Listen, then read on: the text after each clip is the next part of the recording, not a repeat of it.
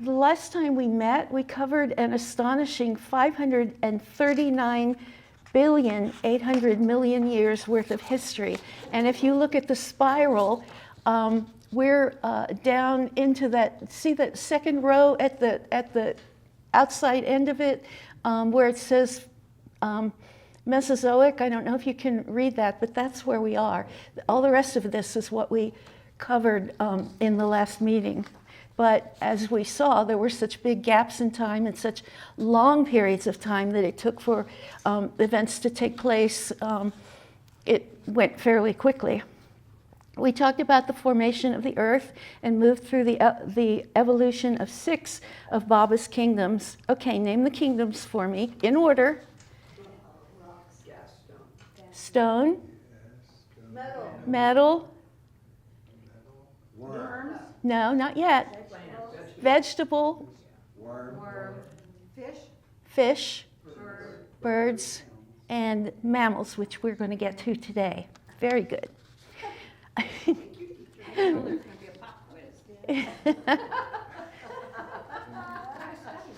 We saw that Baba's explanations about spiritual evolution, which takes place in the subtle world, not evolution as science explains it,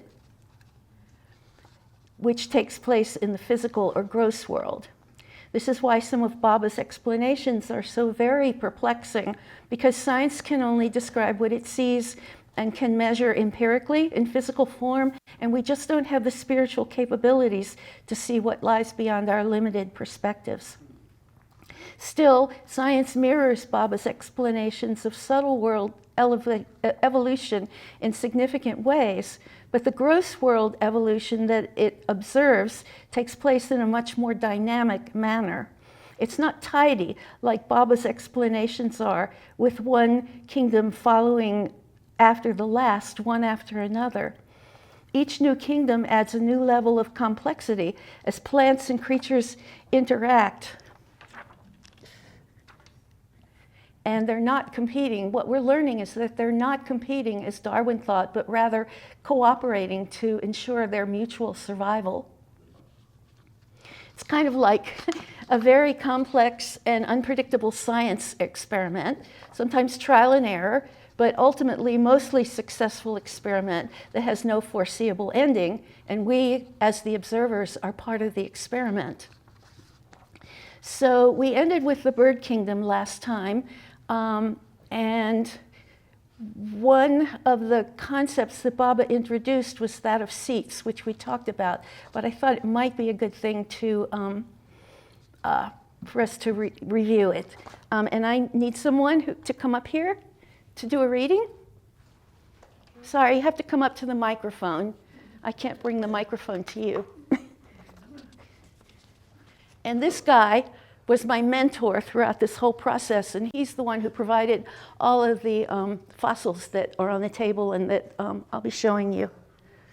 So I'm responsible for whatever she says. Good luck with that. Okay. So, quote number 1, reading number 1. God Speaks tells us there are certain species of stone, metal, plant, and animal that have what Mayor Baba described as a special seat in evolution.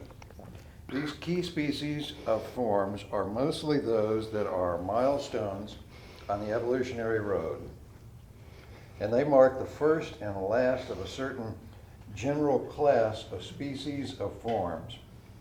For example, the first species of bird form to follow the last species of fish form, and the first species of animal form to follow the last species of bird form have a special seat significance in evolution.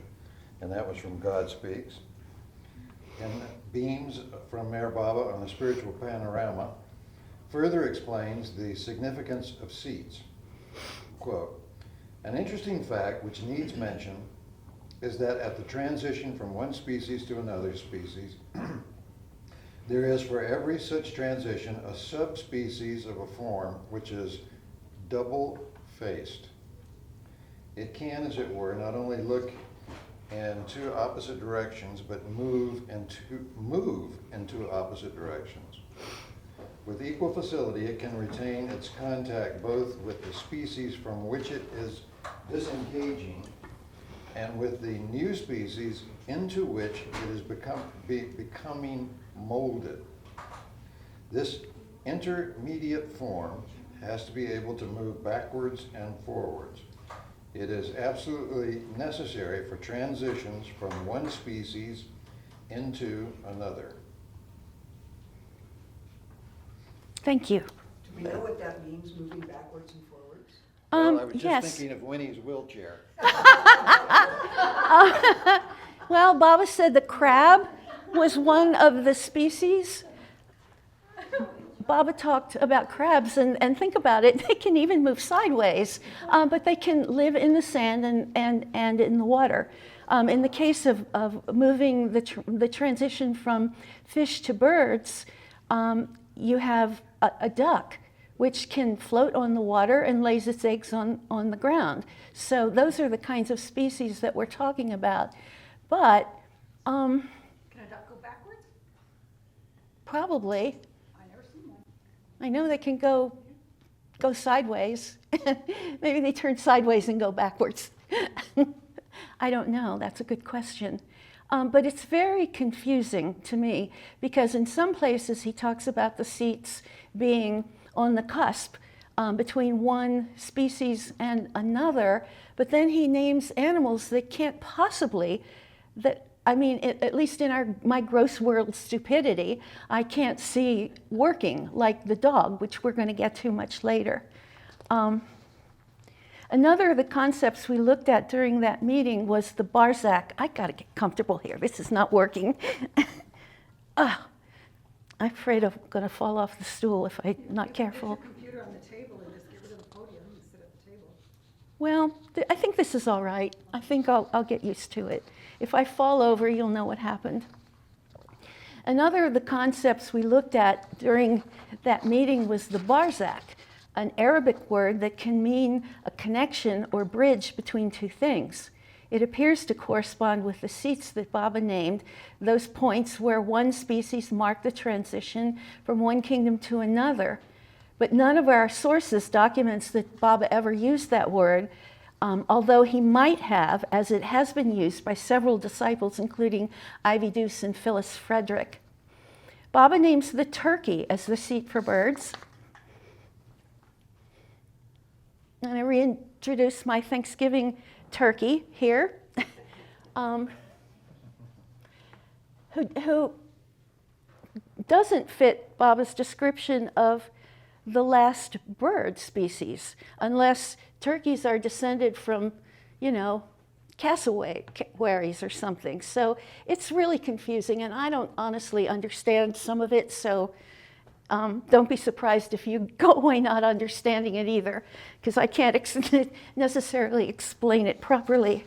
We just have to take Baba's word, that from a spiritual standpoint, from the subtle world standpoint, that's what works. That's what happens. The turkey can fly, but it spends most of its time earthbound, as will the animals that come after. But in an article from The Awakener, Phyllis Frederick intimated that Baba might have mentioned penguin as well, which we'll come back to later. Baba did a great deal of work with the fortunate creatures that crossed his path, from the famous bowl of goldfish that were passengers on the blue bus to that lucky turtle who was outside the barn when he came out from one of his sessions at Myrtle Beach.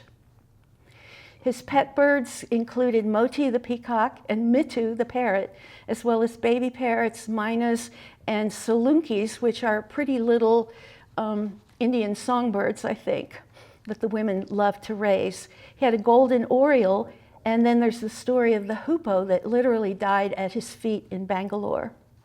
Then there were the birds that Elizabeth tried to sneak on the train that she'd gotten from the bird market in the Calcutta Bazaar, which unfortunately died before she got them back to Mehrabad.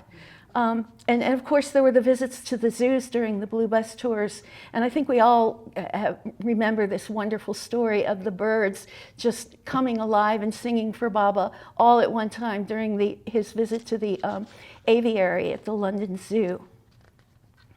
We'll come back to Baba's work with animals when we get a little further along into the animal kingdom. And now we can pick up with science's timeline of Earth history and evolution. We already have plants, insects, reptiles, which include the dinosaurs, as well as amphibians, small mammals, and fish, and as we have just seen, birds. But at 145 million years ago, Earth enters the Cretaceous era, an age of biodiversity that will last for 79 million years. As flowering plants began to evolve, so do the insect pollinators that ensure their propagation. Whoops. There we go.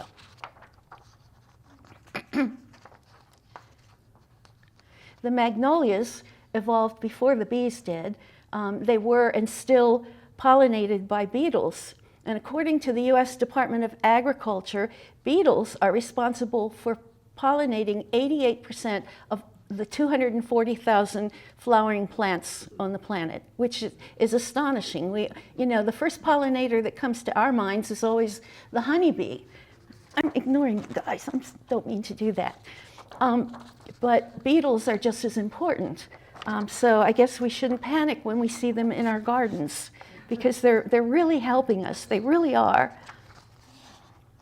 But new pollinators are evolving all the time, including butterflies, moths, and bees, as well as spiders that are learning to spin webs so that they can catch all these other insects as their prey.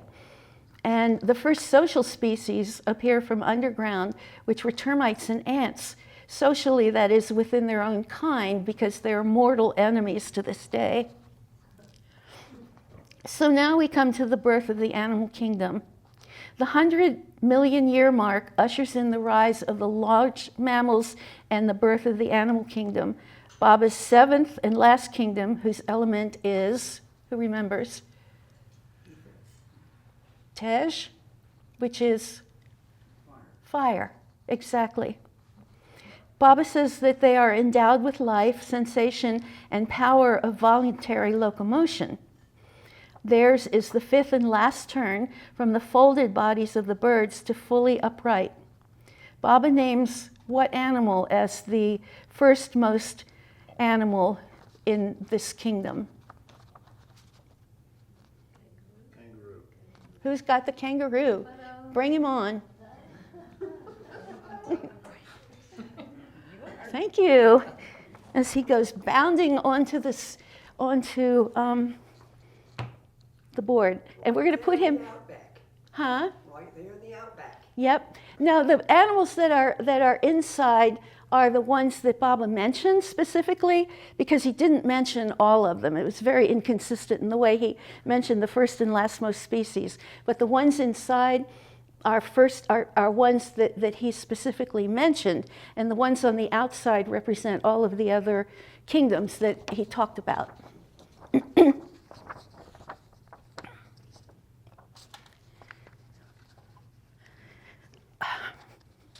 The kangaroo bounces from air to earth, as we have seen, and he's really an anomaly. I mean, can you think of any other animal that navigates that way? I can't. And he's also a marsupial, which makes him also kind of unusual. And one of the concepts that I ran into again and again was the fact that as environments separated, they began to evolve in different directions. And think about Australia. It's way out there by itself. And I don't know how many species you can find of plants or animals in Australia that aren't found anywhere else in the world, including the marsupials, as far as I know, because kangaroos can't swim. So they didn't ever make it to Asia. And to me, they're a really funny animal for Baba to pick. Also because it may be true, well, of course it is true in spiritual evolution because Baba said so, but from the standpoint of evolutionary biology as we know it in the gross world, there had to have been a lot of other animals that came before the kangaroo in order to get to that, really large animal.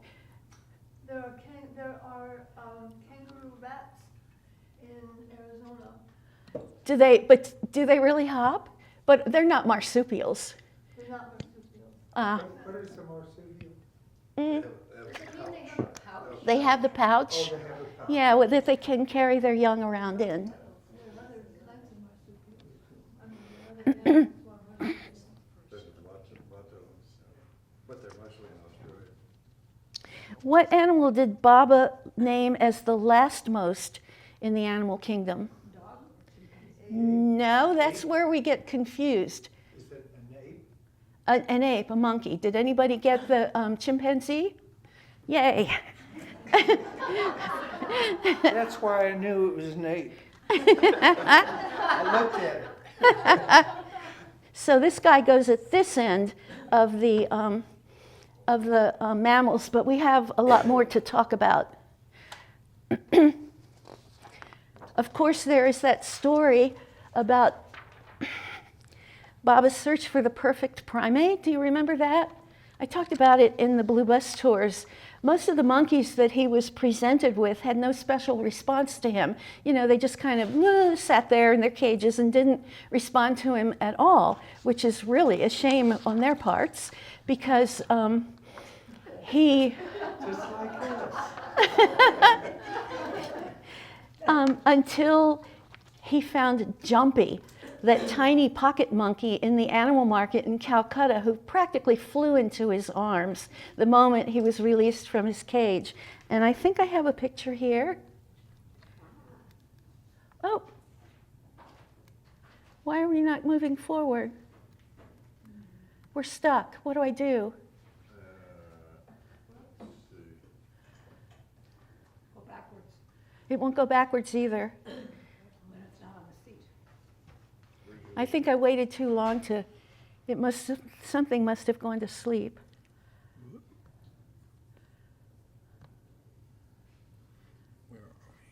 You're right here. Right here. The blue one. Yeah, I can't see that. It's okay. All right. Okay.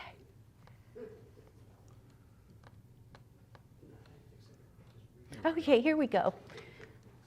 So this is the giant kangaroo that, the ancient kangaroo that the kangaroos that we know of today evolved from. You notice that it's got a very different snout. It doesn't appear to be quite as upright, and it's got nasty claws on its, I guess what we would consider is its arms, its hands. And this is a picture of Baba with the pocket monkey, Jumpu. I'm sorry, Jumpu. I think that is Lucky. Is it? I think so. Okay. And Lucky, of course, we remember because he was a little terror that drove Norina to distraction after Baba gave him to her to take care of. Baba also tells us, quote, in the animal kingdom, a dog is on the turning, and it has intuition and also partial insight without being able to use it consciously. However, quote, the dog only sees things that human beings cannot. The dog's company purifies thoughts and atmosphere. That is why Zoroastrians have the custom of bringing a dog to see the corpse when someone is dead before the disposal of the body, because the dog purifies the sanskaras. Oh, really? Yeah, isn't that wild? I mean, that's what is believed by the Zoroastrians, and Baba said so, so it must be true. This may be a bit of a digression, but we know that Baba had a special kind of affection for dogs. Speaking of which, nobody got the dog. So I'm going to put him here kind of behind the monkey because I really don't understand where he's supposed to go.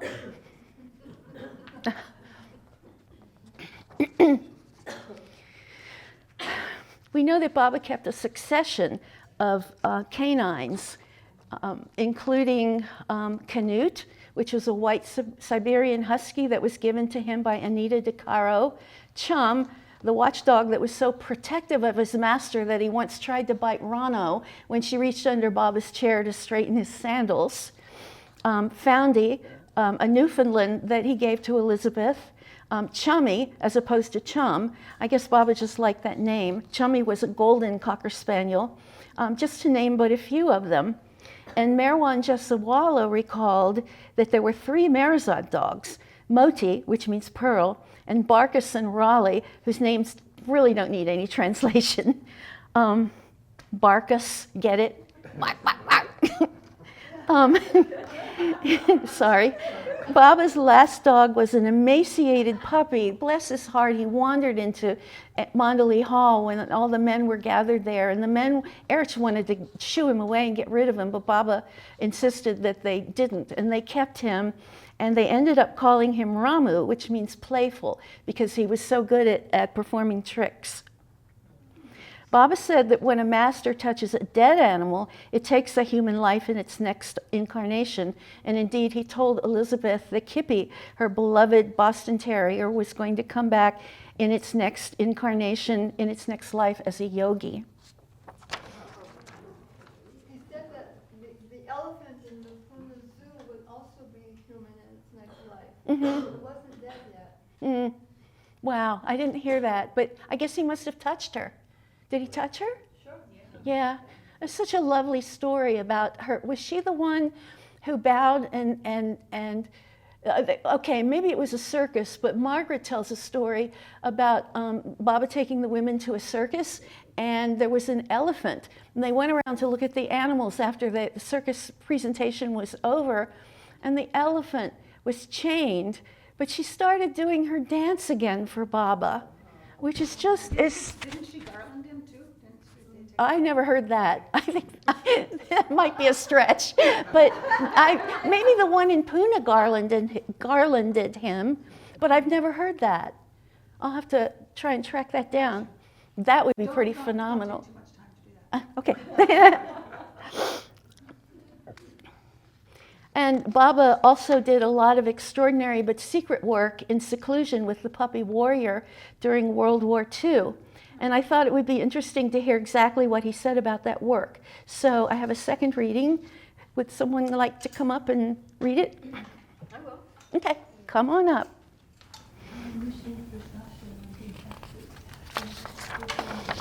There you go. And I can get a drink. Dogs play an important part when used consciously by the master. In my seclusion of about 10 days, I wanted a dog for some of my own. I won't tell you what. I could not use Chum nor any of the other pets. The dog I wanted had to be fresh, new, innocent, and young. So, before seclusion, it all came about that Khorshid happened to mention an Alsatian puppy, and eventually we got Warrior. I said, he is my dog. I did not say so about Jingo and Bingo or the other pets. Warrior, you all understood, was Baba's dog. Warrior was not actually a dog, but was temporarily brought down from the spirit world to do this work. I needed a dog for that kind of work. I won't go too deeply into the matter. So, Warrior came, and I kept on telling Elizabeth that he was to be near me. But I also knew that it would be difficult, as things would crop up that would create obstacles. So, for the first few days, Warrior suffered from worms, germs, etc. Eventually, I had him for the time I wanted him. I knew he would die, just as I know that before July 1st, 1941, Chum too will die. So after I worked with him, I fed him with my own hands and gave him water to drink. When my work was over, I sent him back. And that's from Lord Mayhair. It's part of a longer explanation. It's part of a longer explanation that Baba gave to Elizabeth because she was so devastated when he died, still being a puppy. But, you know, you kind of have to think about the seclusion work that Baba did, and, you know, we wouldn't probably survive it, much less a little puppy. all of this made me wonder about the parts that dogs play in organized religions, which is now is a digression within a digression. In Hinduism, images of the dog or Shivan appear sometimes in the backgrounds of paintings and in iconography. Buddhists see dogs as an example for how to live in the moment. Imagine that. And you think about how they live. I mean, they're a perfect example. But Zen Buddhists see them as lowly creatures and often refer to their new students as dogs. There are passages in the Bible that use dogs as a metaphor for hypocrites and those who mock the word of God. Many Muslims believe that dogs, like pigs, are unclean. Their saliva is tainted because it's not halal, and if a dog passes in front of you as you begin your prayers, then the prayers will be negated. Now, I can't imagine that that's true, but that's what's believed in Islam, and it's the reason why people always think that Middle Easterners are afraid of dogs. They're only afraid of them to the degree that they know that they think of them as dirty and unclean and you know, not something that they want to be around. According to Myrtle Beach Baba lover Philip Krieger, Erich told pilgrims in Mandalay Hall that Baba said that our last two incarnations before our first human birth are as dogs. First as a mangy, neglected, and possibly rabid street dog in India, and then as a pampered Western dog, presumably enjoying all the indulgences of the life to come with none of the responsibilities. It's hard. I'm sorry. Does that represent a digression in evolution? I don't know. I don't know. You know, Baba may have been joking because sometimes he said things in jest that, you know, if you weren't careful, you might take as being serious. But I asked Philip about it. I said, was Baba joking? And he said, I don't know. It's just Erich said that's what he told us. And you know, as we are just seeing, it's hard to imagine dog as the last most subspecies in the major species of primates. Yet again, we are blinkered by our gross world perception, so what do we know? Baba worked with many other animals, including Sufi, the white horse, and the white donkey Champa, which means flower, as well as Lily, who was not a deer, but an antelope, and a succession of goats, 3 of which once got into the women's quarters at Merazad. And this reading is from Baba Lovett's 2. Somebody want to come up and read? So many things to trip over. It's so little time. Which one? Okay, from here until the end. What's a long one? Have you heard of goats in the house? I remember an amusing incident that occurred in August of 1949. This was shortly before Baba announced his plans for the new life. Perhaps you have heard of Baba's great seclusion of 40 days. During this intensive phase of his universal work, Baba remained confined in the blue bus at Merazad and instructed all of his followers to keep silence. Those 40 days of silence gave each of us an inkling of the immense restriction Baba had placed on himself by not speaking. A few days after Baba stepped out of his seclusion, he wanted to have a complete change.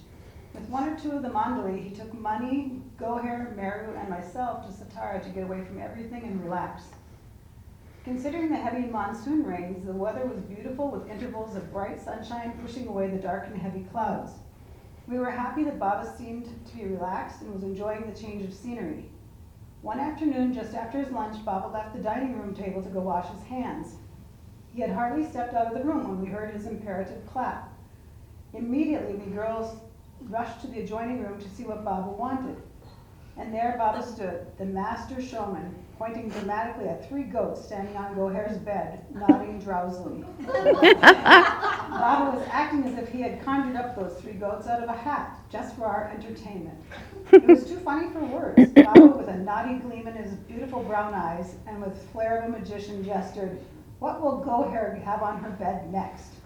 All of us had a good laugh and shooed the reluctant goats out of the room. Thank you.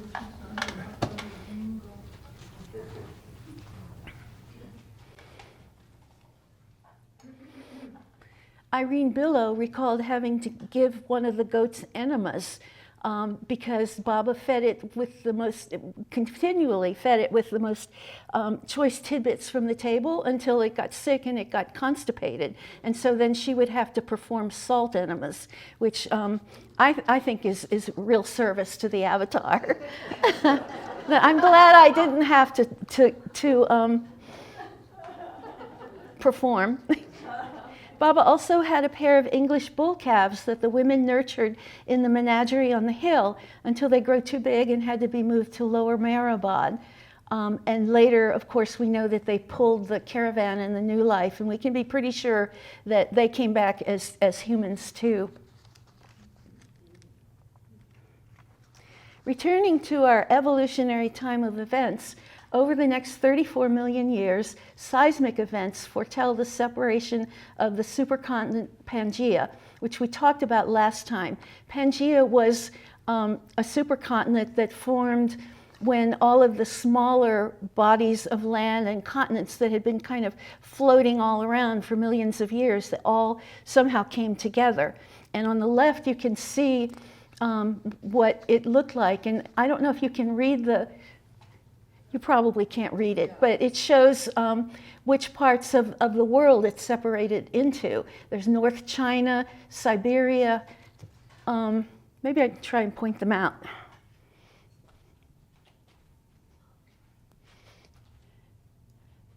South China, North China, Siberia, Eurasia. I think probably India's somewhere in here. Europe, North America, South America, Arabia, because remember we have South America and Africa together, and then Africa, and then a place called Gondwana, which formed Australia. Oh, here's India, gracious. And Gondwana formed Australia, and then Antarctica, which broke off. And once the continents separated, they moved around in the northern and southern hemisphere, which meant that they were going to begin to develop their own exclusive kinds of climates and environments for plants and animals to evolve in, which is why we see the way various species are distributed around the world.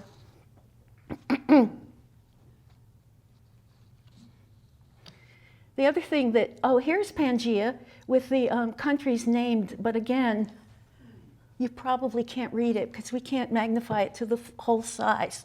But this shows the actual countries in the world that were formed by the continent when it floated apart and broke up. There was also a great deal of volcanic activity. Magma lifts the seabed and sea levels, creating shallow seas and islands also with distinct climates. But at 66 million years, Earth is hit literally with a fifth mass extinction, an asteroid equivalent to the mass of Mount Everest and with the power of several billion atomic bombs, 1 billion atomic bombs, which is more than enough, moving in at 100,000 kilometers an hour, it crashed into what we now know as the Yucatan Peninsula. Its thermal radiation vaporizes all life in its path for 1,000 kilometers in every direction. The Earth's crust buckles as its tectonic plates shift, causing massive earthquakes and tsunamis. A tidal wave surges across North Carolina, creating inland seas. During the first hour, debris falls from space, drawn in by gravity, and it becomes superheated.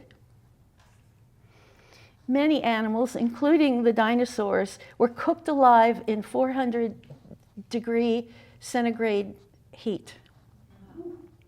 During the second hour, the forests combust, which means that the animals have nowhere to escape, and sulfuric acid rains down on the oceans, killing much of marine life. There was a 60 to 76% loss of life. The earth again appeared barren and lifeless as it did at the beginning. The web of life has collapsed, and it's the end of the 150 million year dinosaur reign. Would anybody like to knock T-Rex over? Since his story is, that's the end of his story. Yay.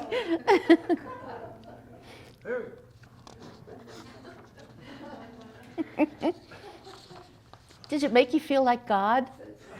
PBS did a Like that great thing on dinosaur. that, I think. I'm sorry? I know PBS did a great thing on that. Yeah. About a year ago. Yeah, I have to look for it. The term for an end of a cycle in spiritual time, that is Mahapralaya, when God breathes in all of creation and there's an interim of time before he breathes out again. It came to me at one point that I asked myself the question, does each extinction represent a mini pralaya? Baba assures us that not a leaf falls without his knowledge. And during the 5 major extinctions Earth has endured, loss of life has ranged from 60 to 96%. But after each event, Earth experiences a new burst of evolutionary activity as the next level of life emerges. The death of the dinosaurs and emergence of the mammals and humanity leads me to wonder if consciousness perceives when it's hit a dead end and needs to reboot the system, so to speak. So are we living on Earth 6.0? I think we might be. As Earth recovered, again, we see that the mammals began to evolve. And you see in this picture what they look like. They were really ugly. They had saber teeth that didn't work, and they're just kind of brown and lumpy.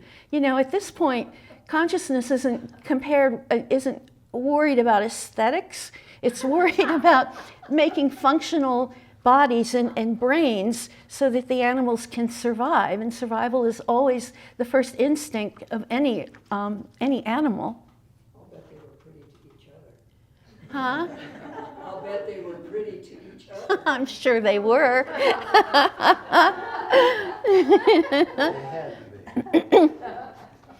Also, the conifers and ginkgo trees begin to thrive at high latitudes, followed eventually by the oak trees. And the tropics also began to appear and to recover, creating vastly different environments from the north. And then the first rainforests appeared in South America and also in Africa. Meanwhile, one mammal migrates back into the water. Myocetus is the ancient ancestor of whales and porpoises that graze on land and swim but can't breathe underwater. Their front legs will evolve into flippers, and they will become the largest mammal species on Earth ever. But because of their massive size and the fact that there's no way for them to hide, they continue to be easy prey for sharks. Sloths appear in South America. Does anybody have the sloth? Bring him on up. Wait a minute, it's gonna take a while. Here it comes. No, I think I'll go back to sleep. Oh, thank you. And he makes a slow way down here into the... I had to include sloths because they're such an anomaly. They really are. I mean, what else? They are. They're incredible. You're supposed to sit up. Sit up. No, it can't sit up, it's a sloth. Okay, I'm going to put him like that. I saw a video fairly recently of a sloth jam on a highway in South America, and all the traffic literally stopped while this sloth just lumbered one limb at a pine at a time, hugging the ground the way they do. And it was going to take forever. So a man got out of the car in front, and he came around behind it, and he picked it up so gently behind its arms, and it just kind of went limp and let him do it. And he carried it on across the road and put it on a tree, and it was perfectly happy. Turned around and smiled at him. So they're very benign creatures, but they're also prey because of their slowness. They're prey for predators, but they can swim. Who would have thought that sloths can swim? Huh? I didn't either until I read it. It's on the internet, it must be true. No, it was from a reputable source.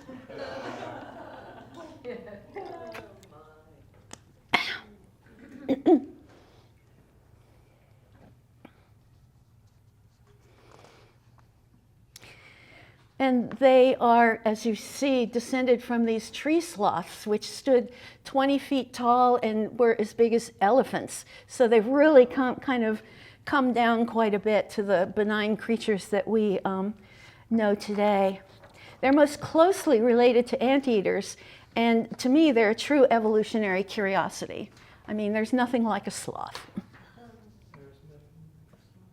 There's nothing like a sloth. There you go. Is anything like a sloth? Another animal which is quite an anomaly, of course, is the chameleon. Did anybody get the chameleon? I know. I got some that's similar. You won't be able to see it if you find it. Yes. What you need to do is take it into the kitchen. Let me show everybody. This is what it looks like now. She's going to take it into the kitchen, and you're going to run hot water over it. You'll know when it's done.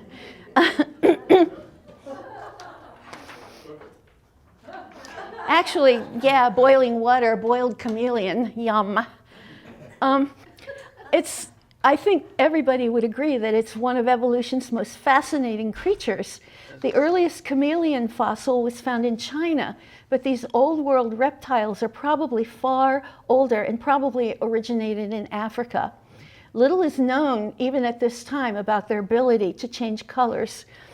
Chameleons and octopi are among the very few animals that can change color to blend in with their environment on demand at any time when they need to, when there's someone a predator is coming. And he's just beautiful, isn't he? He looks like he's made of beads. At about 50 million years ago, India and Asia collide to create a new supercontinent. The crashing of tectonic plates creates the Himalayas, which are Earth's youngest mountain range, 2,500 kilometers long, 9 kilometers high, and still growing. This photo, taken from the International Space Station, gives you a sense of the magnitude of this mountain range from space.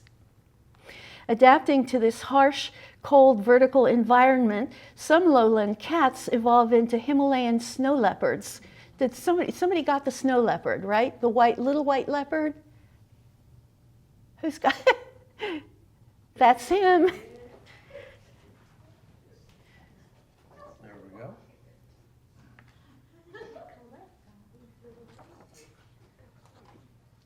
go. Snow leopards are really fascinating creatures. They have 5 layers of hair, and the hair, the deepest layer of hair, which is their undercoat, they've counted like 1,000 hairs per square inch. I mean, you'd have to see look at it under a microscope to see that.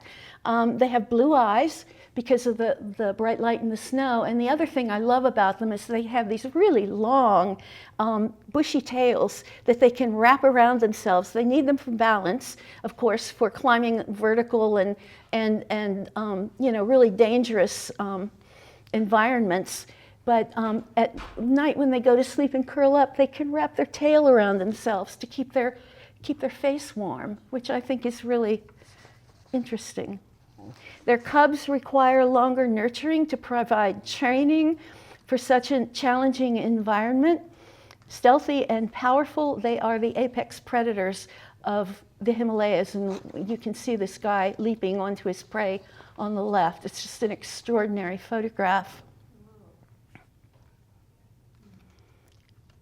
At 34 million years ago, Australia breaks off and migrates, part of Australia breaks off and migrates to the South Pole to form Antarctica. New ocean currents that are created by the movement precipitate global cooling, and fresh water begins to freeze. But the colder temperatures generate an explosion of Baba's warm-blooded animals, the mammals. Their body heat gives them sustained bursts of energy for hunting and evading predators, and also affords them strength and stamina. And they really, at this point, they really start to evolve.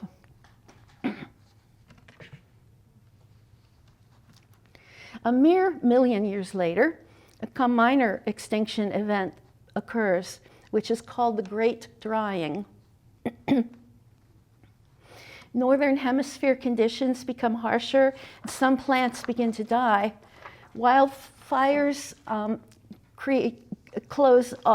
create vast swaths of land to allow for the rise of grasses that cover 1/5 of the Earth's surface. I didn't know that. I think that's amazing. The vast tropical jungles of Africa morph into the deserts that we know today. Animals that cannot digest grass face extinction. Enter the grazers, whose adaptations include big teeth and fat bellies, so that they can have multiple stomachs that allow them to digest the grass. They travel in herds that offer safety in numbers, but this only makes them more conspicuous and obvious prey. The big cat predators, do we have a lion, a tiger, and a cheetah? Oh my. Okay. Oh, sorry. My tiger. I love big cats. All right, now they're up here. Great. These big cat predators,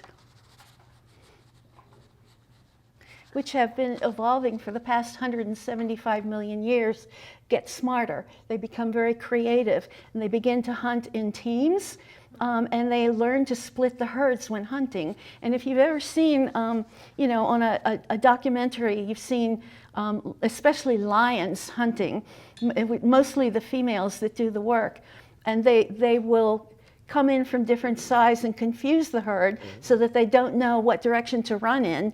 And once they get confused, then each lion picks one specific animal and chases that animal, which I think is really interesting. You'd think they'd go for whoever was at the back, but they go for one specific animal, which they may or may not bring down. And hopefully they do, because they have all their cubs to feed. And then on top of that, the male lion in the pride probably comes along and bullies everybody away so he can get his lion's share before everybody else eats.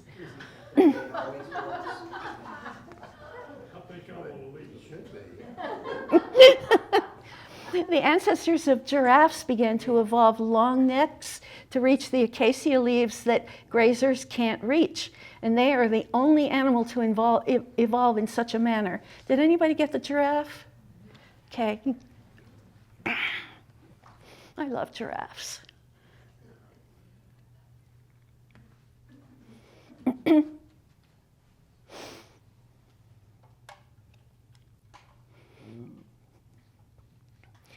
At the same time, light begins to penetrate the seas, and the first corals begin to evolve, as well as a lot of new underwater species of plants.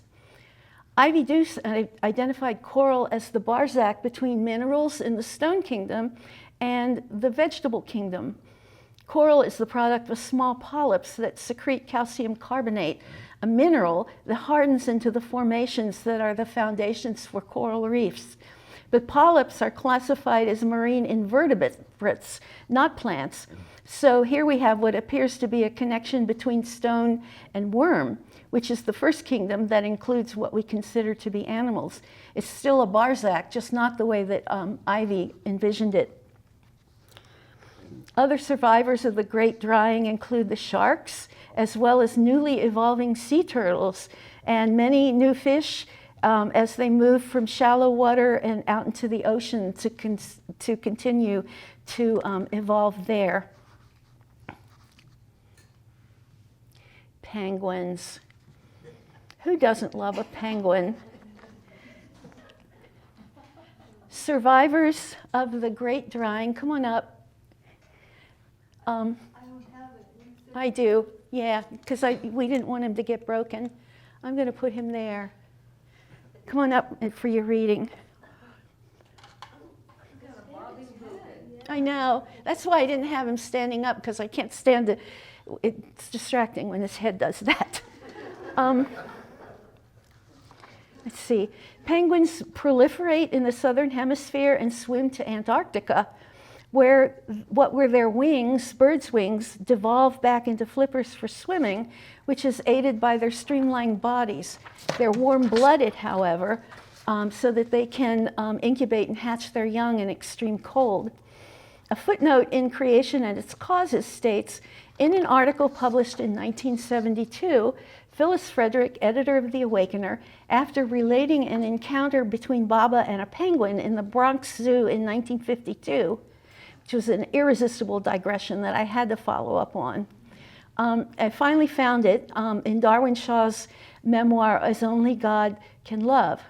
This little penguin that you see belongs to Carl and Irma.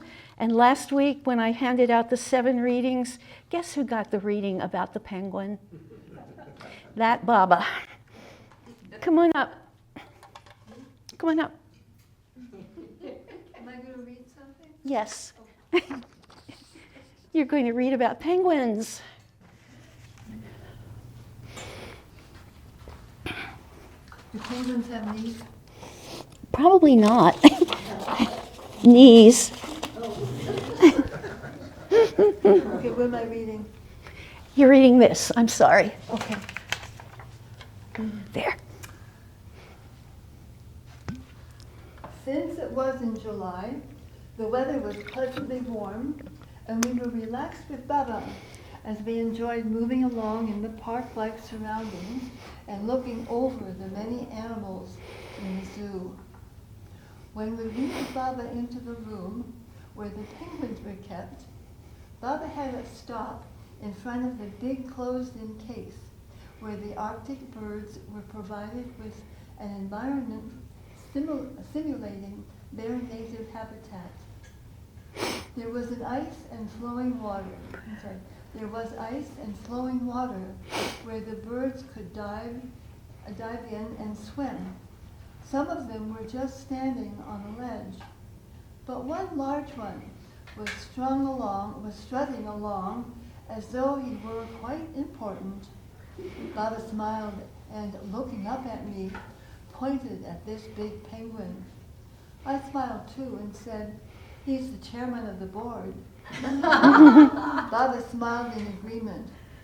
So this is from Darwin in As Only God Can Love. I seem to remember something about the penguin bowing to Baba, or some version of that. Yeah, well, if he did, Darwin didn't write it down, Okay. but we would hope. Thank you. Thank you.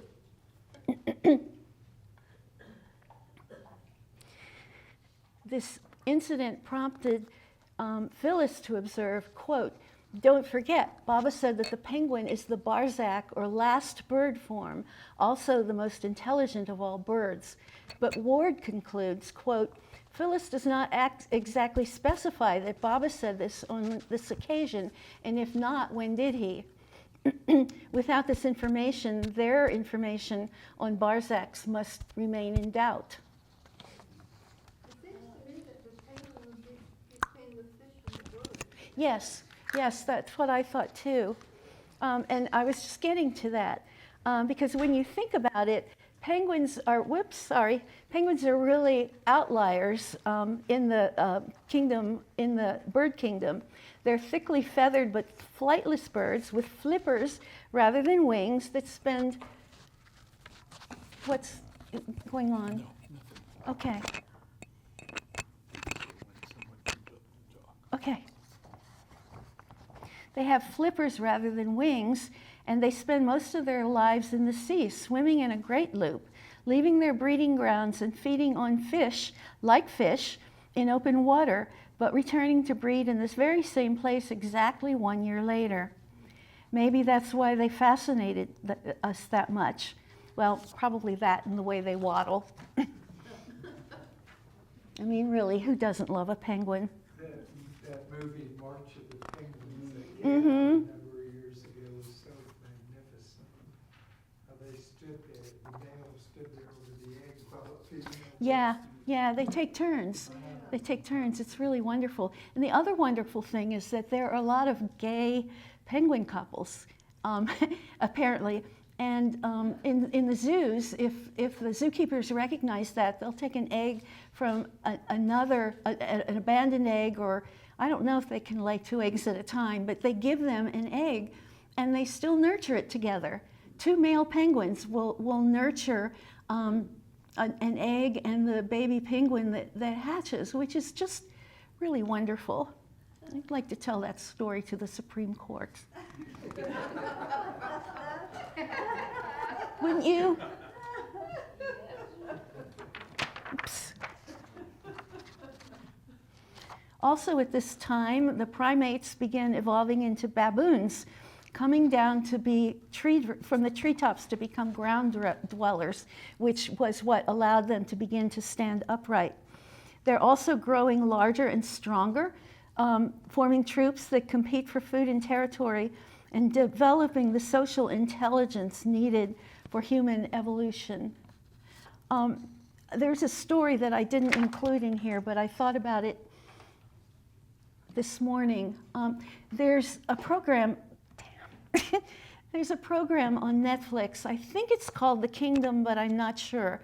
It's a documentary about a troop of apes and the way they have to defend themselves. There's this group of apes that have their own territory, and then there are the north side apes and the east side apes, and they're always trying to impinge on one another's territory. And there are several really frightening battles between them when the intruders come into this group's territory. I can't remember what they named this troop, but anyway, there was also a lot of jostling among the older gorillas over who was going to manage the troop, because the king, I guess they called him, I can't remember for sure, but anyway, the young upstarts started coming up behind his back and trying to dethrone him, and he was getting old, and he knew that. He had a slightly younger cohort who stood by him most of the time, but there was this real concern about how long he was going to maintain control of the troop. And then the guys from the troop from the north invaded again, and this time it was a bloody battle. And the leader gorilla was injured really badly. And honestly, I don't know how they film these things because they're so amazing to watch, but we see the gorilla going off alone, like staggering off alone to be by himself to go and die. And you see him under a tree covering himself with leaves and branches and things. And his buddy, his best friend, comes into the forest and finds him. I'm going to cry. And sits down with him and holds his hand while he's dying. I mean, if that's not a display of empathy, I don't know what is. I mean, it was really astonishing to watch because you would think that he would want to be alone. I mean, animals mostly want to be alone when they're dying, but this guy obviously That's okay. This guy really treasured, you could tell that you could see it in his face that he was surprised and you know, but happy to see him, or not happy, but pleased that someone came out to be with him. I mean, it's a really amazing story.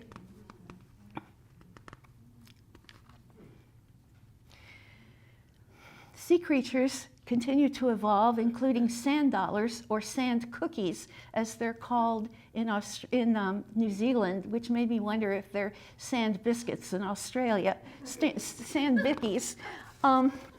They're actually flat burrowing sea urchins, which I never knew. It's illegal to collect a live sand dollar.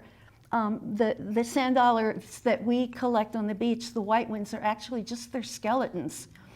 They're not fossils, they're skeletons. And it's illegal to collect them if they're still alive. But I found one in a tidal pool on a beach in South Carolina, and it was one of the most exquisite things I've ever seen. I picked it up and held it in my hand, and it was iridescent. I mean, it just sparkled in the sunlight, and it was green and blue and purple, and all of these colors, no matter, you know, however I moved my hand, the colors would change. I mean, it was a miraculous thing. And I put it back. It would never have occurred to me to keep it because it would have died. But I have to call that one of the most extraordinary experiences I've ever had in nature.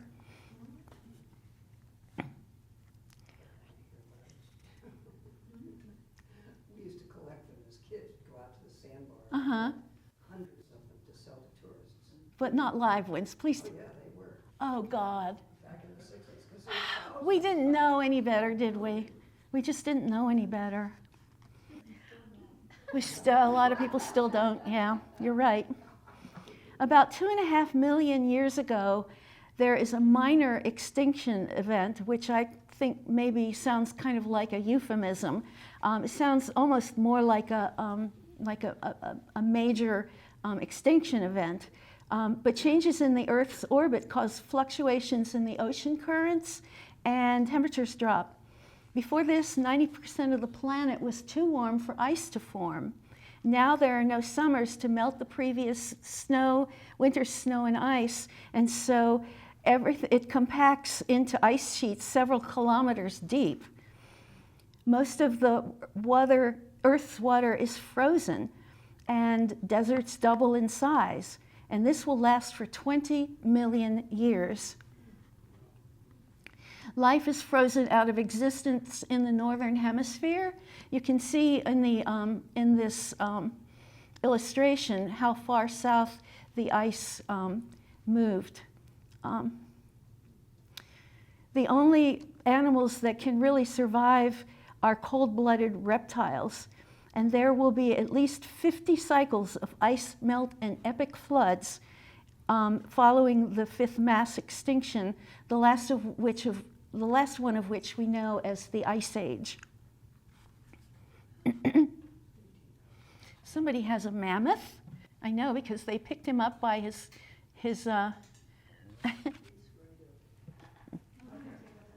Bring him up. Thank you. I really love mammoths too. It's hard not to love them, huh? It's so big, it's mammoth. It is. I have to tell you a story about this guy. You know how Baba works, how we'll start something, but we're like, does he really want me to do this? And then he gives you some prasad. You know, he gives you a reason to keep going. But he, you know, indicates that he knows that you're having this dilemma, and he's like, okay, it's all right, I've got you, I've got your back. So I started in on this project in January, and the more I worked on it, the bigger it got. And I realized that it was really going to be a huge undertaking, and I was questioning whether I could or should do it. So in the middle of January, I went into Walmart for cat food, and I walked past the display of stuffed animals for Valentine's Day, okay? And this guy practically jumped off the shelf into my arms. I swear he did. You know, I mean, how many of you have ever seen a stuffed mammoth before? I mean, he's really special. And he had a tag on him that said he was an elephant, but he's clearly not an elephant. You know, he's got these wonderful tusks and this, you know, curly trunk and brown fur and this little tuft on his head. And I had to bring him home. I haven't, he's been my muse for the last 6 months. What's his name? I can't settle on a name. I thought Woolly Willy, but I'm not really sure about that. That has connotations that. Obviously, that's Willie Nelson. Woolly Nelson. Oh, that's good. That's really good.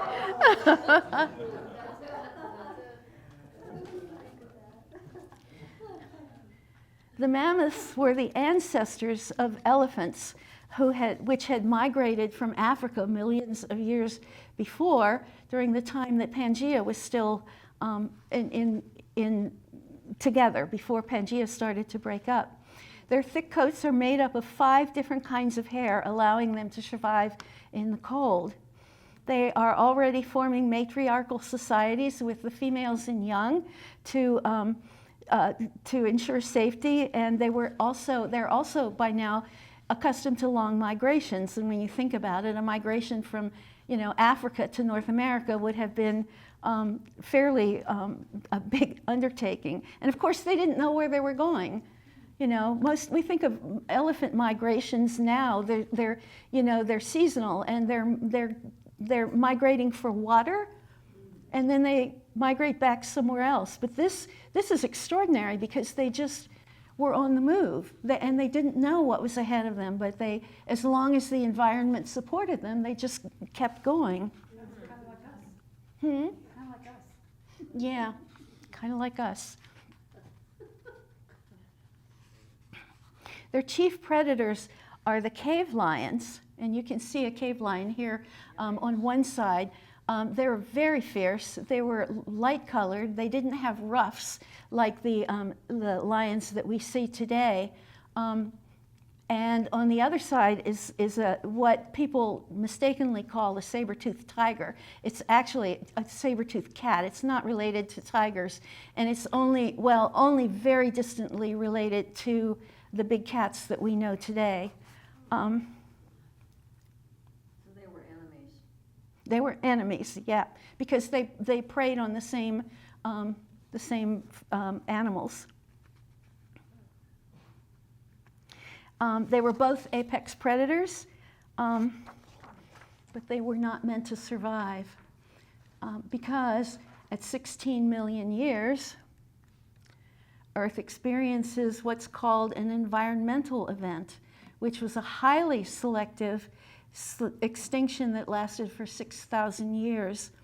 Earth's orbit changes and temperatures rise yet again, so that the walls of glacial ice from the Big Freeze collapse and precipitate so much flooding that a massive lake forms in the middle of North America. I've actually seen pictures where the water goes right up to the Appalachian Mountains, and you can see that even then that this, not that the mammoths called it Appalachia, but that was the first name that was given to that region, which contains, of course, the mountains that we're so familiar with, and it went all the way up into Canada. The lake was almost 4,000 square miles wide and 375 miles deep. I saw deep. I had to recheck it. I think that's right. Well, I mean, I can recheck it. I can recheck it, but that's Probably, that seems very deep. kilometers. That's still pretty deep. But feet, meters? Feet would just be ridiculous, you know? Who cares if it's 375 feet deep? So it's a big number. I just don't know what it was. I heard miles. I did say miles. Yeah, so I may be wrong. I may have misread something. I've seen another illustration of this, which I couldn't find, of course. As I said, with the water coming up to the Appalachian Mountains practically. And then I ran across a map of the United States showing all the tributaries that run from the eastern Rockies and the western Appalachian Mountains, all feeding into the Mississippi River. And every rivulet, every stream, every spring, you know, every brook, every river eventually ran into that massive river that just kept getting bigger and bigger. And it showed all of them on the map, and it was just really amazing. And of course, I couldn't find it when I went back to look for it because I wanted to make a slide, but you can really see how the water, this vast lake, affected the geography of the middle of the United States. Susan, Yeah? I've been sort of studying geology. Mm-hmm. I'm not going to say why, but after Pangea, when the continents went together, that's when the Appalachians were formed. Mm-hmm. And they were as high or higher than the Himalayas. Exactly. The gap on the other side, on the western side of the Appalachians, they say was 8 miles deep. Wow. And the erosion from the Appalachians filled that gap. Ah. And some of that erosive material was as far away as Arizona at this point. Wow. That's so interesting. Wow. Thanks for sharing that. During this event, this environmental event, farther south, tremors trigger earthquakes that create a wall of dust more than 300 feet tall. Now, I know that number's right. And they cause, after 10 hours, there's a tsunami cutting a 500-mile wide path across the ocean, causing a mega flood that only recedes after 3 days. About 70% of mammals, mammoths, cave lions, and other large species die out, leaving a safer environment for the mammals that we know today to evolve and thrive.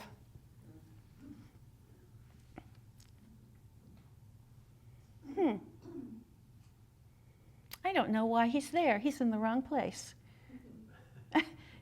He was missing. Okay.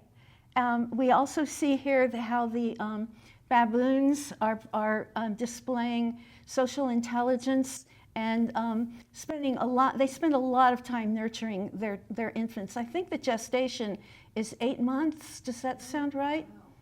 It's a long while, almost as long as humans. And they spend a long time with their little ones, really at least a year, maybe even 2 years, I don't know. But they only abandon them when they come into season again and it's time to produce a new litter or whatever, a new litter of baby monkeys. This was I forgot to move our slides forward, I apologize. This is the flooding. The selective extinction event, which sounded to me pretty major.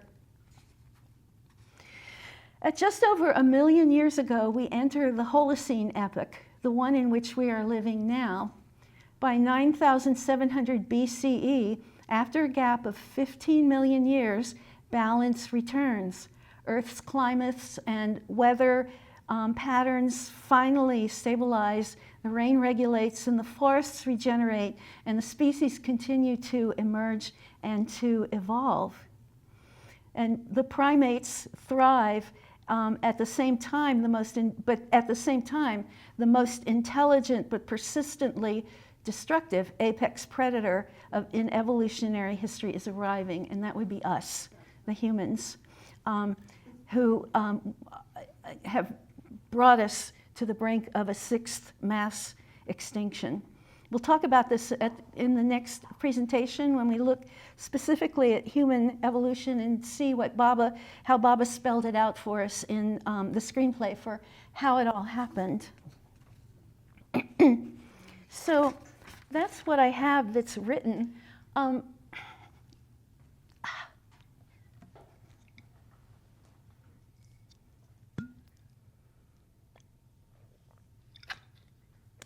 Are you guys exhausted, or do you want to go on a little longer? It's about almost 3:30. Go on? Okay. It occurred to me that a point that I never got to in this talk was the fact that, what was I going to say? The fact that it was the idea of extinction and how it's become literally kind of a four-letter word to us. It's a horrible word to think about. And I started to think about the way, what the changes that we've seen just in our lifetimes in the way animals are perceived and treated. I mean, I grew up in the 1950s. I think a few of you did too. And it was different then. You tied your dog up outside, you know, and you fed him table scraps, or at least my parents did. You know, you put the cat out at night instead of bringing it in when it was most dangerous. And farm animals were treated horribly. But somewhere along the line, this began to change. Pets, I think it began with our pets, with the realization that our pets are really more complex than we think they are. They're capable of more understanding, and they're capable of emotions. You know, we suddenly realized that, you know, we've been mistreating them, and we need to treat them differently. And it's expanded, of course, to, I mean, farm animals. There are sanctuaries for chickens that are too old to lay eggs. Sanctuaries that go and pick up the chickens and bring them to their property. There are sanctuaries for every farm animal you can think of, and also for wild animals. And in the past 50 years or so, we have seen just this almost a paradigm shift in the way we perceive the natural world and the animals around it. And, you know, we have ambassadors, if you call them that, like Jane Goodall and, what's his name? The British guy, Attenborough, Sir David Attenborough, who I just absolutely adore, you know, who have brought to the forefront so much information about creatures in the wild, and we owe them so much for what they've done. And now, if you go onto Netflix, you can find tons of documentaries about wildlife, about evolution, about plants. I mean, it's right there. And I don't understand why some people aren't taking it in. You know, and we all know that there are points of hope, that there are these small farms that are farming sustainably or doing these wonderful, amazing things that could save us, except that it's on such a small scale. And how do you communicate that to the world at large? You know, you've got them, and on the other side of the scale, you've got agribusiness, and you've got these huge corporations that just don't give a you-know-what. For what they do. Everything's about now. How much money can we make now? They're not even thinking of their own grandchildren and the world that they're leaving them. And it's, you know, the balance is not good.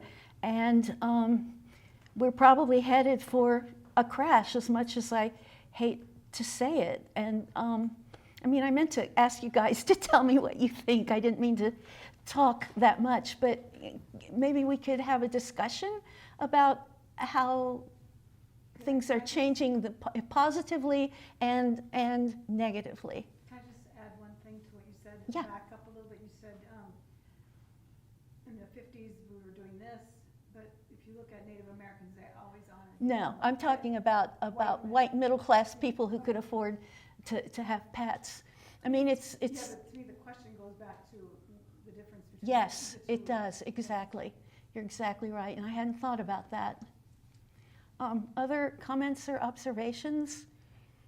I know, There's the prophecy of 3/4 of the world. yeah, exactly.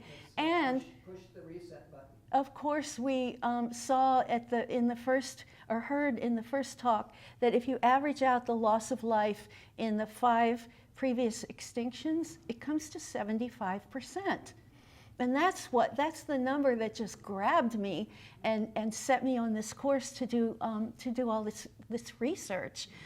We know that Baba's got us in his hands, and I'm really glad we know, because right now I'd be like Irma's broken egg. You know, I am reaching my breaking point, and it's a really hard time to be alive, and I feel sorry for young people, and I feel sorry for the people who don't have Baba, because they have no idea that there's a beginning, a new beginning, tacked on to what looks like it's going to be a really horrific ending. Uh-huh. I think it's in Creation and Its Causes, where it talks about planets cooling to the point that they no longer sustain life and they become moons, and that other planets somehow. A planet moves in and takes its place. warm. And I know even in the time of Jesus, he was talking about a new heaven and a new earth Yes. during that time. Yes. So even as, and it feels to me like there's a huge unraveling Yes. in It's a our perfect world, going yeah, on the perfect earth, word. as well as the people of the earth. Humanity, and yeah. us. But I also have to feel like, there is someone in charge that knows a Yes. lot more about these things than Yes. we do, or any of us. Yes, and we have to continually remind ourselves of that, when we start to reach that breaking point. I would say, don't forget, Baba is going to break his silence at some point. Mm? And we don't know exactly when, but it sure seems like things are coming to a head. Oh, yeah. And Baba is getting ready. I hope so. God, I hope so. Every time something terrible, she reminded us that Baba still has yet to break his silence. And that's probably going to be part of this process, this cleansing process that we feel like we're well into now. We may be only at the beginning. I don't know. We don't know where we are, and it's really hard because, sometimes we think, how much worse can it get? And then I start thinking about how much worse it could get, and it's like really scary. But Baba says he has a new earth, and it was 75, this number, 75%, is really interesting. It was 75% ready for us before he dropped his body. What was ready for us? Baba said that the new earth was 75% completed before he dropped his body. And we can only hope that he's working on it behind the scenes now so that it'll be ready for us. But your comment reminded me that I think there's, in physics, I'm trying to remember this, trying to pull it up out of the back of my head. In physics, there's the theory that, chaos theory, I think, that things have to completely break down before something new can emerge. And that's what's happening here. We see it every day. We see it happening. And, we ask ourselves, how much more can it break down? And the next day we get up and it breaks down a little more. Broken eggs. I just want to say, Baba said that something would happen that had never happened before. Mm-hmm. Now, what you have shown us in these talks, Mm-hmm. there's a lot that has happened. Mm-hmm. But he said that something will happen that has never happened before. Yeah, he did. You're right. And he also said that there's going to be earthquakes, and there are going to be volcanoes, which there are several going on right now. I know. It's happening all around us. And, just a lot of them. And weather would be more intense, Well, yeah. It seems like it's winding up.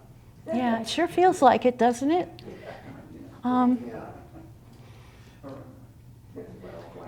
for a big. One of the things that occurs to me is this, I think about it as an unwinding, and our sanskaras are also Yes. unwinding Yes. at the same time. So, Yes. and suffering is definitely related to the unwinding of our sanskaras. Absolutely. Of course, we don't like suffering. Nobody wants to suffer, but it seems to be inevitable. Yes, it for is. the unwinding of the sanskaras. It is. Ray, you had your hand up? Yeah, I remember Baba saying at some point that when he breaks his silence, it won't matter where you are. It'll matter what you are. Mm.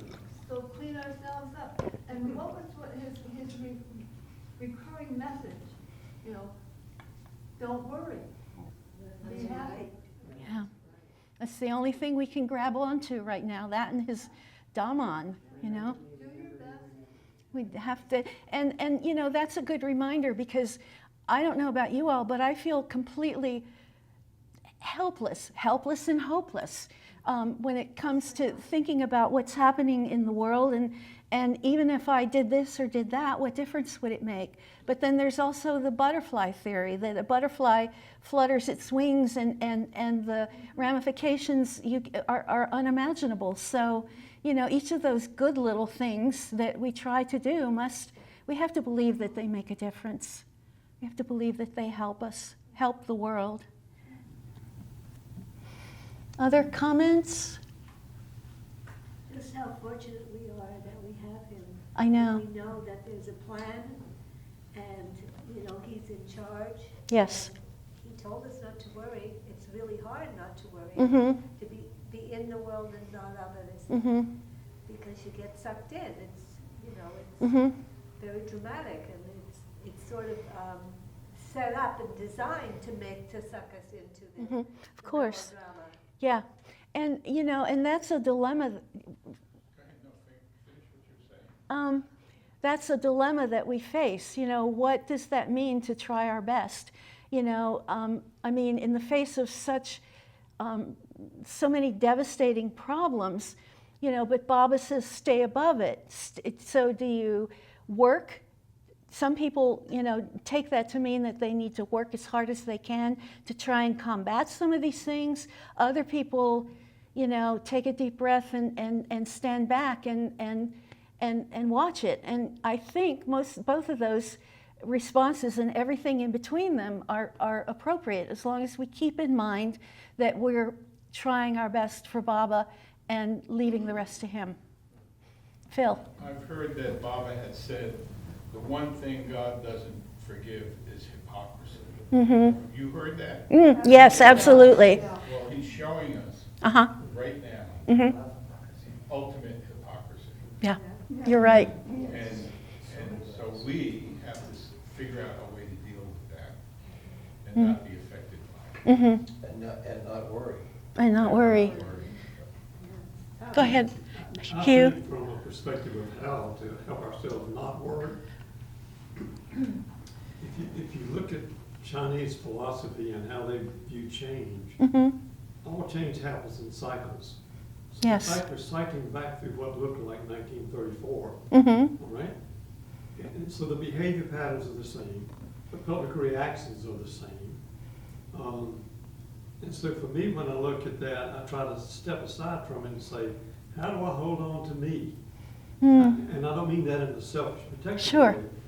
How do I look at this so I'm not pushing against it, Mhm. just so I'm not falling based on it? And it's holding that middle ground. You're right. And Baba's 3 chapters in the discourse give us the directions on how to hold the middle ground. He does, yes. And so for me, that's how I try. I don't like what's happening, but to be worried about it, I think is working against the whole notion of where do we stand in this cycle? Exactly. All right? Exactly. Have any of you read the book Cosmos and Psyche by Richard Tarnas, I want to say? It's probably about 10 or 12 years old. It's about this thick, and I read it, and it's absolutely amazing if you're interested in astrology, but it's astrology taking a big step back. It's not the day-to-day astrology junk that we see in the newspaper or magazines. It's astrology from almost looking outside of it, stepping outside of astrological and events and astronomical events that predict the cycles that we go through. And it's really extraordinary because it defines a series of cycles that are so obvious, you know, when you stand back and look at them. But what he didn't do was project it into the future, which just kills me. And I've actually thought of writing him a letter and saying, would you take this and, you know, and project it to where we are now? Because it would be so helpful to know, you know, whether at the beginning of this or, you know, exactly what it is. Because when you look around you, you can see that we're not the only ones who are experiencing this. It's all over the world. You know, there are dictators coming up in countries that have been democratic. You know, everybody's suffering from the environment. I mean, all those people, 1,300 people who died in Mecca, was just heartbreaking. So, you know, no one is immune from it, which means that it's, you know, I don't know if we can take comfort in it or not, but, you know, it's happening everywhere, you know, which tells me that it's happening exactly the way it's supposed to. You know, that when you look at it that way, you know, you really see Baba's hand. You know, Baba's got his arms wrapped around the planet, and thank God for that. Hindu Vedic astrologers are looking to the future. They do predict all that stuff. But for us, Baba said he takes away our astrology. So he takes that. So to me, that means he's just telling us kind of you can't do anything about it. Don't worry about it. Yeah. I got you. It is what it is. It is what it is. And when I say I've got you, I want to think that means something good and exciting and happy. But it's not. Yeah. It's whatever our karma and our Yeah. sanskars mean for each individual person, how that ending or how that plays out. Right. And my husband and I both are pretty much our only prayer now is, thank God Baba's in charge. Yep. That's what we say Yep. every morning. Yep. Baba's in charge, thank God Yep. Baba's in charge. Yep. Yep. You can't say it often enough. We have our grandsons coming next week, and I want to know, when are you going to publish your board game? You know, I thought about that. I thought about that. You know, if I could figure out how to do it, it would be kind of fun. Oh, sorry, I just touched, I couldn't resist squeezing that little foam ball on the microphone. It made it squeak. I'm sorry. And Wooly Nelson could be the grand prize. Nobody gets Wooly Nelson from me. I want to say a couple of other things. Your comment about your grandsons reminded me. Oh crap, where are they? I bought some really weird stuff that didn't work in this project. And the only way I could get the little green worm, which is actually a caterpillar, it was the closest I could find, I had to buy a package of like 12 worms, which I really don't want and don't need. And then I also bought these little, yes, I bought these wonderful little tropical fish that don't float, duh. So I'm going to just put these out on the table, and anyone who wants to take them for their grandchildren is welcome to them, as well as this doll that I bought. It was the closest thing to a rag doll I could find, and her hair's kind of weird, and she doesn't really fold into the postures of the, you know, the turns or turnings in the, or were they the turns in you know, the movement from one kingdom to the next. So if anybody would like her, you can have her. Now, she could be the prize, but don't touch don't touch Willie. You know, there's something that, Chris, when you said that about your grandchildren, I don't have children, I don't have grandchildren, but I know children. And there's some really phenomenal children coming up. And I think Yeah. Baba has supplied some of the upcoming generations and children with something many of us don't have, and they do. And I think he's equipping some kids that will be adults for exactly what needs to happen. That's just Yeah, and we can you take guys who have grandchildren. take might heart see in your own that. grandchildren, I don't know. Yeah, There's some phenomenal kids out there. yeah, yeah. Let's just hope the school system can support them. Let's hope their parents can. Yeah, yeah. So oh, here he is. He's probably already faded, hasn't he? He's been in hot water for a long time. Oh, okay. See, he's turned turquoise blue with X's, and he looks nothing like the one that was pictured on the website, Amazon website, and it makes me so mad. I might even still try and return him. I don't know. Oh, I forgot my asteroid. I had an asteroid to come in and knock down T-Rex. And I forgot Smilodon. How many of you remember watching Death Valley Days in the 50s?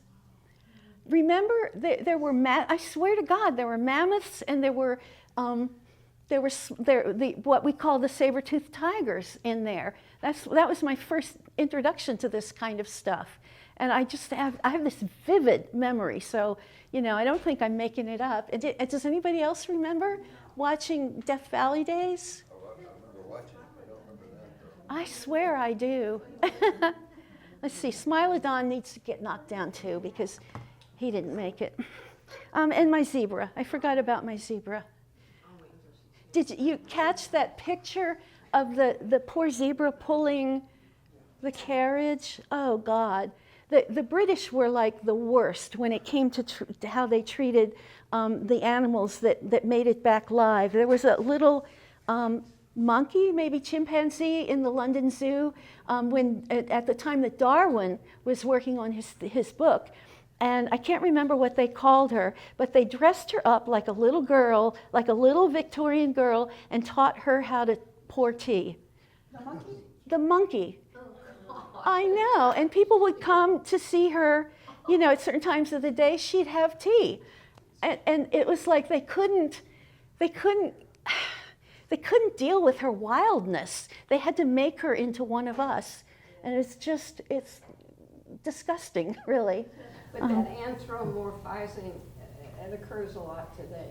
It does. People say it does. What will the next episode of this be?